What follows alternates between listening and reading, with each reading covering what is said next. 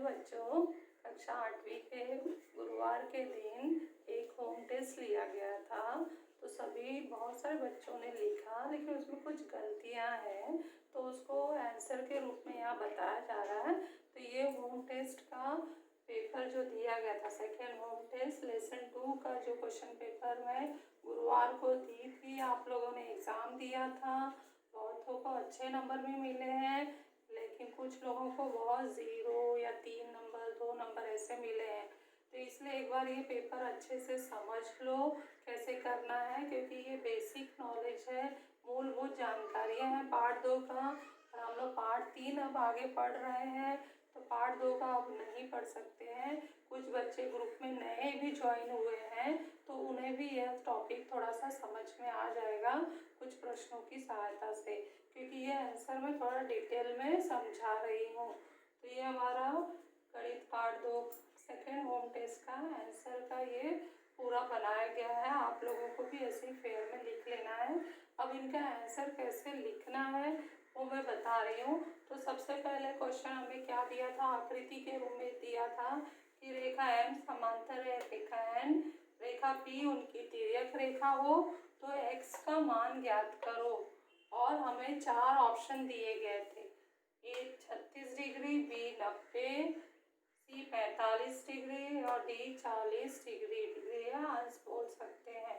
और यहाँ हम ध्यान से देखें तो 2 जगह कोण का माप दिखाई दे रहा है, एक यहाँ पर 3x बना है और एक यहाँ 2x बना है।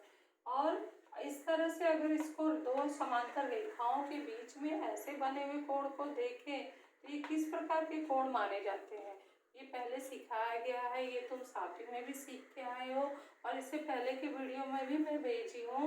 तुम लोगों को ध्यान से वो देखना चाहिए, अगर किसी को नहीं समझा है तो फर्स्ट वीडियो भी एक बार देख लेना चाहिए। फिर भी मैं यह बता देती हूँ कि ये जो बने हुए कोण हैं ये किस प्रकार के कोण हैं, किस प्रकार के कोण अंतः कोणों की जोड़ी में आते हैं। तो अंतः कोणों की जोड़ी अगर ये बन रहा है, क्यों बन रहे हैं, क्योंकि 2 समांतर रेखाओं के बीच में बन रहा है अंदर भाग में, इसलिए इसे अंतः कोण कहते हैं। अगर ये अंतः कोणों की जोड़ी है तो ये कैसे होंगे, परस्पर संपूरक होंगे, अर्थात इनके मापों का योगफल 180 अंश के बराबर होगा। तो जब ये एग्जाम में पूछा गया था तो मैंने किताब के क्वेश्चन को बदल के उनके मान को बदल दिया था।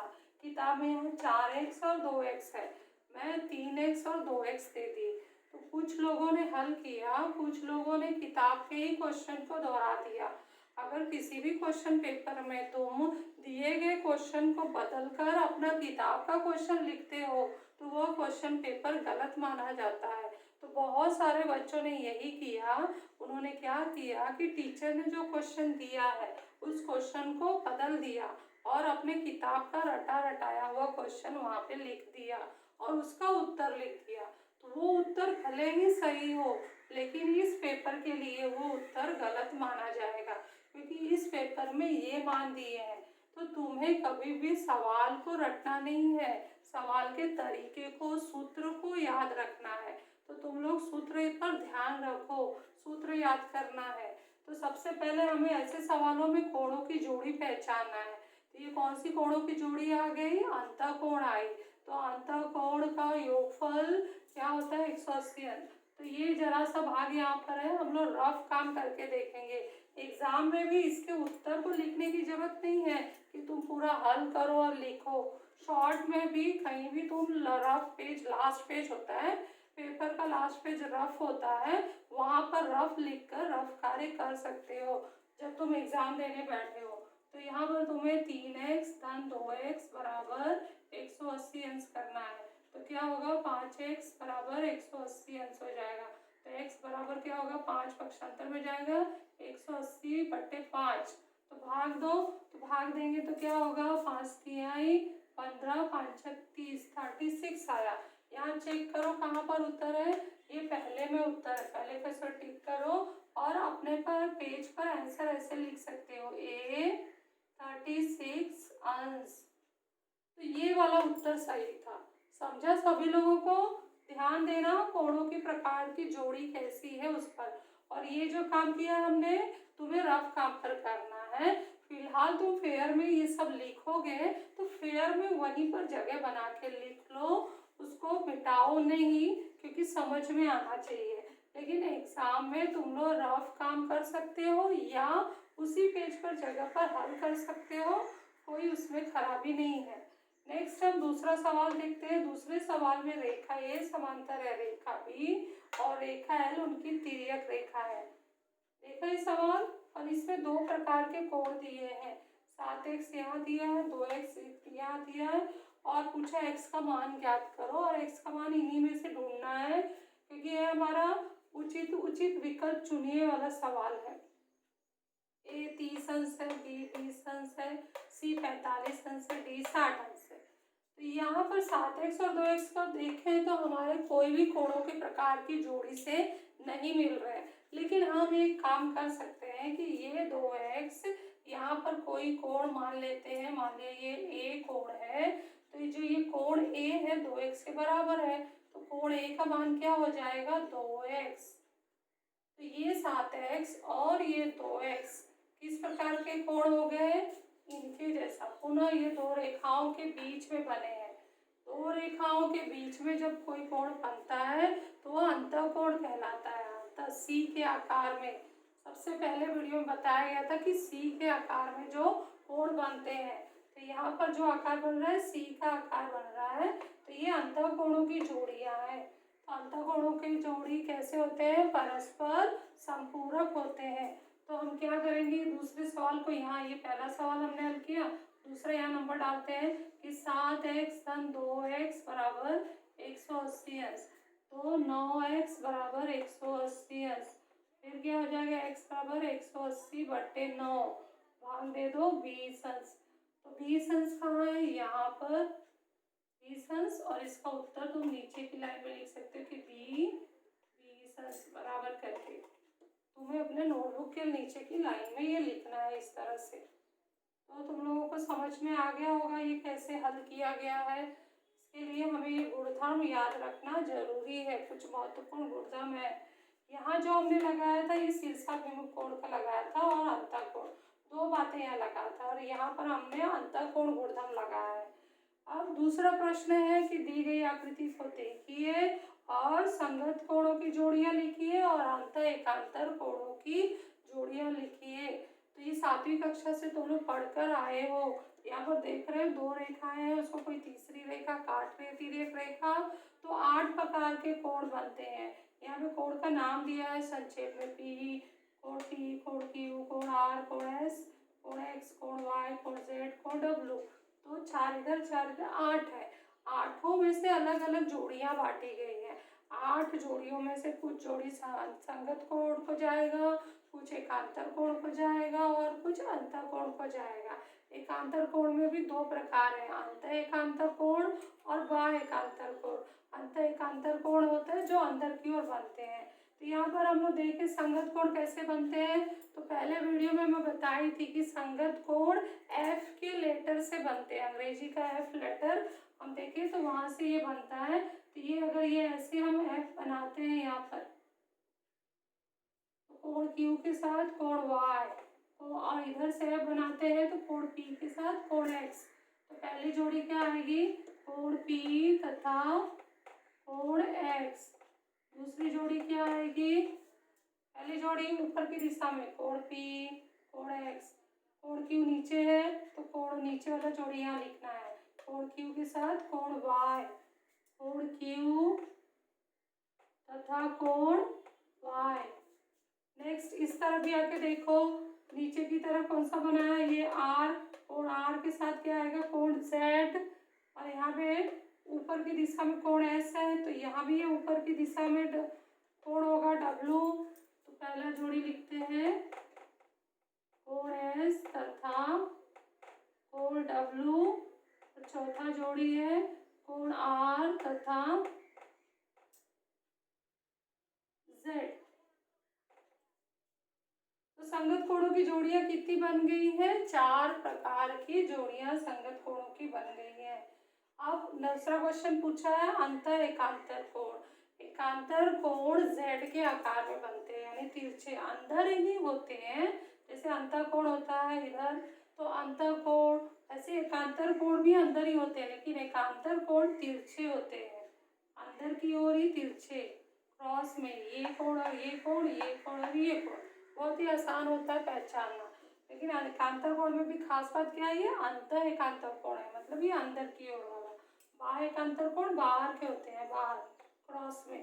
तो हम जोड़ी लिखते हैं अंतर एकांतर का, पहला जोड़ी है कोण Q तथा कोण W, और यहाँ दूसरा कोण है कोण R तथा कोण X। आगे समझ में आप लोगों को? हमेशा याद रखो संगत कोण अंग्रेजी के F लेटर से तैयार होता है और अंतर एकांतर कोण Z लेटर से तैयार होता है। तो ये हमारा उत्तर था। ये उत्तर हमारा जो प्रश्न है 3 नंबर का था, ये 1 नंबर का था, ये 1 नंबर का था।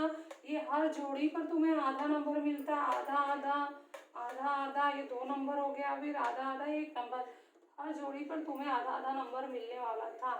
अभी नेक्स्ट हम चलते हैं 3 प्रकार की ये महत्वपूर्ण लाइन है, गुणधर्म है, जो मैं पिछले वीडियो में सिखाई थी कोण का मापन लेते हुए। उस पिछले वीडियो में मैंने क्या करवाया था तुम लोगों से, 2 समांतर रेखा खिंचवाया था। तो अभी भी तुम जब पेपर पे कर रहे हो तो थोड़ा सा जगह देकर अभी मेरे सामने तुम्हें क्या करना है, अपनी नोटबुक में 2 समांतर रेखा खींचना है। वैसे तुम जानते हो कि 2 समांतर रेखा हमारे नोटबुक की लाइन में, लाइन जो बनी होती है खींची होती है, बस तुम्हें वहां पर लाइन खींचतार करना है पेंसिल से। तो नोटबुक की एक लाइन पर तुम ऐसे रखो, पेंसिल से स्केल रखो और डार्क कर दो। पहली लाइन बन गई, उसको रेखा L नाम दो। उसके कुछ दूरी पर समझ लो कि 4 लाइन का गैप छोड़ते हुए ऊपर पुनः उसी लाइन पर स्केल रखो और स्केल से लाइन खींचो, पेंसिल से रेखा L और रेखा M नाम दो। उसके बाद स्केल की सहायता से पेंसिल लेकर एक तिरछे लाइन खींच दो, स्केल से ही सीधी लाइन खींचना है और इसको P नाम दे दो। तो इस तरह से हमारा 2 समांतर रेखा और एक तिर्यक रेखा तैयार हो गया। उसके बाद तुम्हें क्या करना है, चांदा लेना है। तुम्हारे कंपास में चांदा है ना, कोण मापना है। यहाँ पर देखो मैं कोई भी कोण ABCD EFGH या XYZW नहीं लिखी हो। हमें क्या करना है, चांदे की सहायता से नापना है। अगर ये नाप लेते हो ना तुम लोग सही सही, तुम्हें खुद नापना है, किसी का कॉपी नहीं करना है, मेरा भी कॉपी नहीं करना है। तुम अपना बनाओ और तुम्हारा माप बताओ।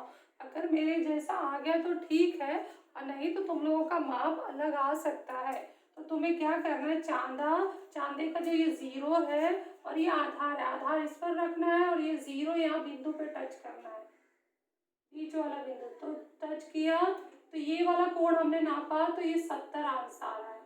और यहाँ से ये कोण नाप लिया दूसरी साइड से, तो ये 110 आ रहा है। ठीक है, 70 अंश। फिर चांदा रखो यहाँ पर ऐसे, यहाँ से ये नापो, आधार से आधार रखकर ये 70 अंश और ये 110 अंश। फिर चांदा यहाँ रखो, आधार आधार से मिलाओ रेखा से, बीच वाला बिंदु इस बिंदु को रखो, ये वाला हिस्सा कितना आया 70, यहाँ से ये कितना आया 110। ये मेरे ड्राइंग में आ रहे हैं, तुम्हारे अलग आ सकते हैं। फिर चांदा ऐसे रखो, यहाँ से नापे तो ये 110 आया और ये 70 अंश। सारे कोण हमने 8 कोण बनते ही हैं, बताया गया था ना 8 कोण बनते हैं, 8 कोण के माप लिख लिए। तो अब ध्यान से देखो संगत कोण कहाँ बने, संगत कोण पहचानो, अंग्रेजी की F की लेटर में बनते हैं। अगर ये नीचे का मैंने कोण लिया तो ये F के जैसा जा रहा है यहाँ पर, तो ये 110 और ये 110 संगत कोण की जोड़ी है। दोनों के माप समान है, ये 70 और ये 70 संगत कोण की जोड़ी है। क्या दोनों के माप समान है? समान है। ये 110 और ये 110 संगत कोणों की जोड़ी है, ये 70 और ये 70 संगत कोणों की जोड़ी है। तो इनके माप कैसे है? समान हो रहे हैं। तो तुम्हारा एक गुणधर्म तैयार हो गया कि जब 2 रेखाएं समांतर हो और कोई तिर्यक रेखा उनको प्रतिच्छेदित करे तो संगत कोणों की जोड़ी के कोण कैसे होते हैं? समान बोलो या सर्वांगसम होते हैं। तो यहाँ पे तुम्हें लिखना है सर्वांगसम। ये बात था, ये बहुतों ने गलती किया है।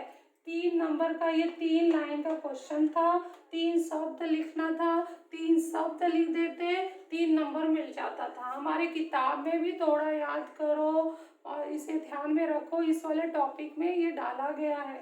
तो ये तुम लोगों को पॉइंट्स याद रखने थे, पिछले वीडियो में मैं बताई थी। नेक्स्ट है एकांतर कोणों की जोड़ी के कोण। एकांतर अंत एकांतर कोण कहाँ बनते हैं? जेड के आकार में। ये हमारा जेड की तरफ कोण जा रहा है, ये तिरछे अंतर की ओर तिरछे देखो, यहाँ से यहाँ देखो तो 110 यहाँ लिखा है, यहाँ भी लिखा है 110, 70 यहाँ भी लिखा है, 70 यहाँ भी लिखा है। तो ये हमारी जोड़ी कैसी है? एकांतर अंत एकांतर वाली है। तो जब रेखाएं समांतर हो और कोई तिर्यक रेखा प्रतिच्छेदित करे तो बने हुए एकांतर कोणों की जोड़ी के कोण कैसे होते हैं? सर्वांगसम। उनके मान समान होते हैं, सर्वांगसम। अंतःकोण के प्रत्येक जोड़ी के कोण परस्पर डैश होते हैं। अंतःकोण सी के आकार में अंदर ही एक और बनता है, मतलब इस दिशा में। अगर ये कोण देख रहे हो तो यहाँ का कोण जोड़ी में अंतःकोण है, ये कोण देख रहे हो तो यहाँ का जोड़ी अंतःकोण है, अंदर ही है लेकिन एक तरफ सी के आकार में। तो इनके माप देखो, ये 110 है, 170 है, दोनों माप बराबर नहीं है, लेकिन दोनों का टोटल अगर करते हो तो कितना आता है? 180। और 180 को हम क्या कहते हैं? संपूरक। तो हम कह सकते हैं प्रत्येक जोड़ी के कोण परस्पर कैसे होते हैं? संपूरक होते हैं। इस तरह से ये 3 नंबर का रिक्त स्थान वाला क्वेश्चन था। डायग्राम बनाना नहीं था, तुम्हें डायरेक्ट ये 3 शब्द वाले लिखने थे। अब क्वेश्चन 4 है, रचना करना था। बहुत आसान सा रचना था, उसमें भी कुछ लोगों ने छोड़ दिया था। कुछ जो नए ग्रुप में ज्वाइन हुए हैं वो शायद मेरा वीडियो नहीं देखे हैं, तो एक बार मैं फिर से एक सवाल लेकर समझा देती हूँ कि कैसे करना है। ये बहुत इम्पोर्टेंट है। तो सबसे पहले क्या करना है? रेखा एक्स खींचना है। अभी तुम लोग मेरे साथ स्टार्ट करो बनाने के लिए। सबसे पहले हमने क्या खींचा? रेखा एक्स खींचा, ठीक है, रेखा एक्स खींच लिया। उसके बाद रेखा के 5 सेमी दूरी पर रहने वाली समांतर रेखा y खींचो।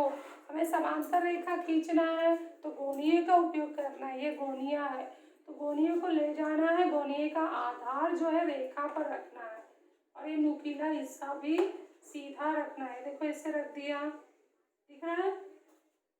उसके बाद इसको लाइन खींचो ऐसे पूरा, और एक और बनाओ, यहाँ पर ले जाके एक और लंब रेखा खींचो। आधार से आधार मिलाना, ये जो इसका आधार है रेखा के आधार से मिलाना है। उसके बाद इसको बड़ा कर दो थोड़ा, स्केल लेकर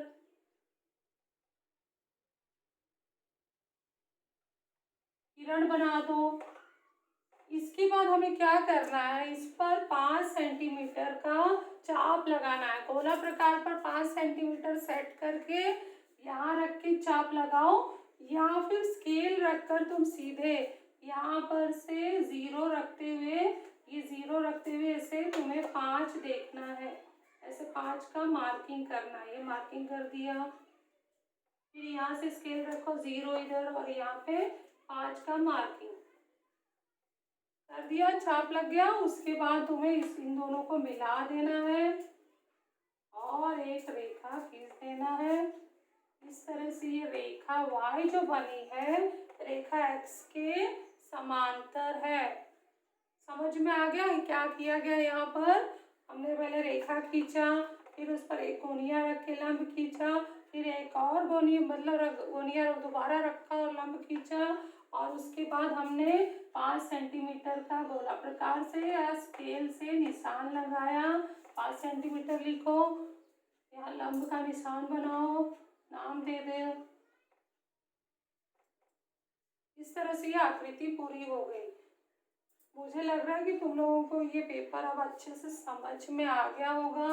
ये बहुत ही इम्पोर्टेंट भाग है, पूरे पाठ का सार है। अगर इतना टॉपिक अच्छे से समझ लेते हो तो पाठ का कम से कम आधा भाग तुम्हें समझ में आ जाता है।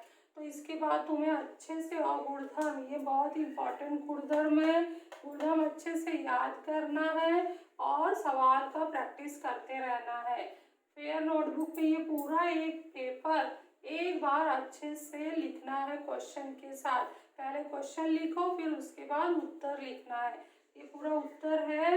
वीडियो देखने के बाद इसका स्क्रीनशॉट लो और इसी से देख देख कर उत्तर लिखो।